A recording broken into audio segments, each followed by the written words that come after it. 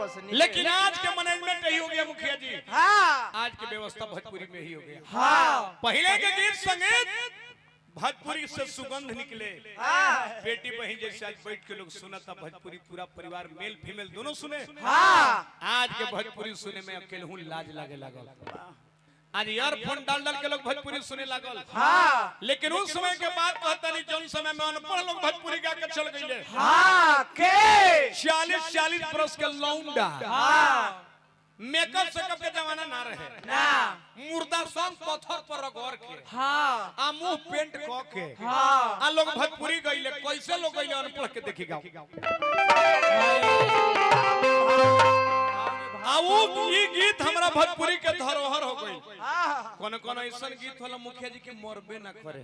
हाँ अध्यक्ष साहब ऐसा गीत होला कि जैसे निमिया के डाढ़ मैला ले केस महीना से चलत मरत या तो आजो माई बहन लगावेली सब त कैसे गावल ऐसे के ना गावे।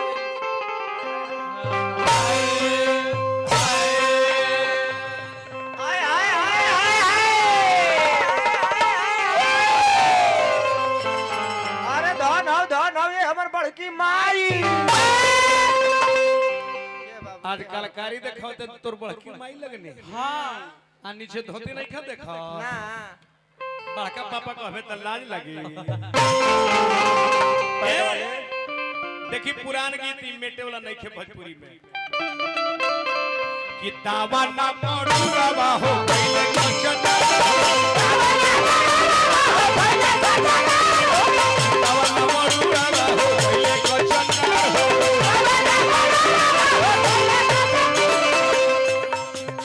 धीरे धीरे बहुत आते गुरु का बेड़ा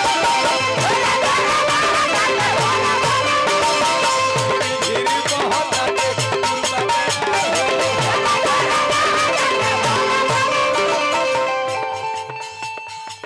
हो खेला हमारा धुआं हो खेला हमारा धुआं उड़े रास्ता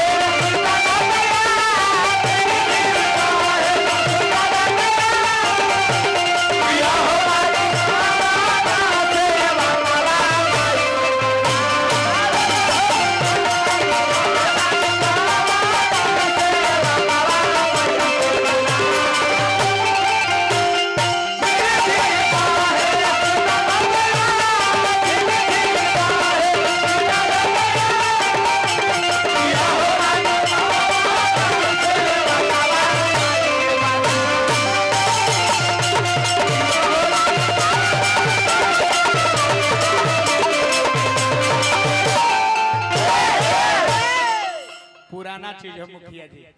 आई मेटते नहीं थे। आज के गावा तारा सब पढ़ल लिखल नहीं करे, अनपढ़ लोग आके चल गए।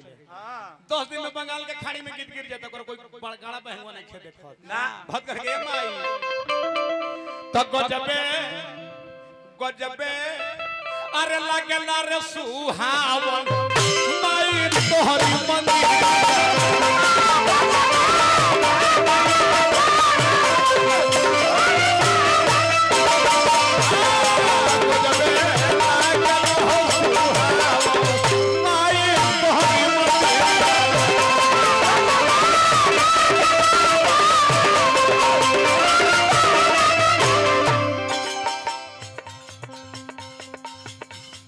झुलुआ रोज देखो लागल माई निमिया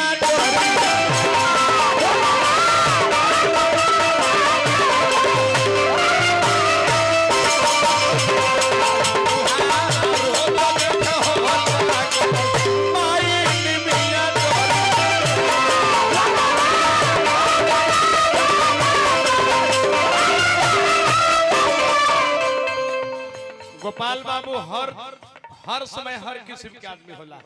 सरपंच साहब ओ घरी 40 बरस के उम्र होला गीत गावे तो ओ घरी कम उम्र के लोग रहे। हाँ कम सीन तो ई गीत या वो लोग गावे तो कौना भाव में गावे। अरे केना है हाय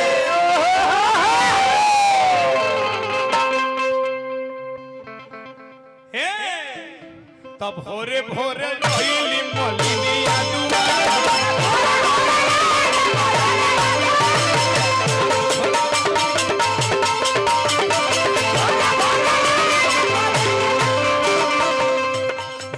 लेके मलिनिया वही ओढ़ के हार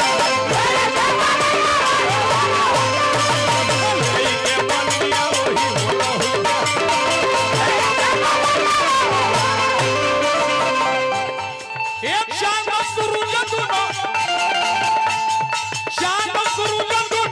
लगत नहीं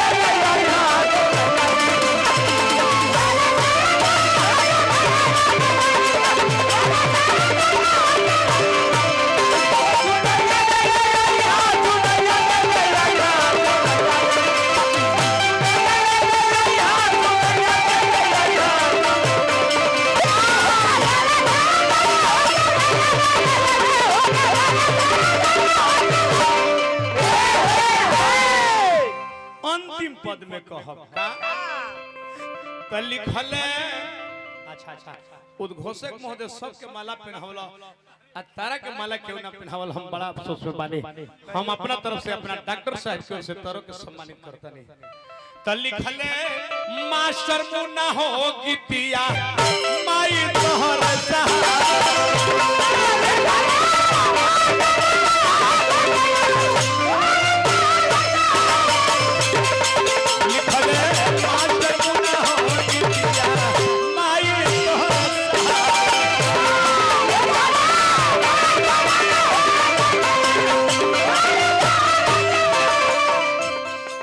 गावे सुदर्शनवा पाचरा माई तोहके दुआर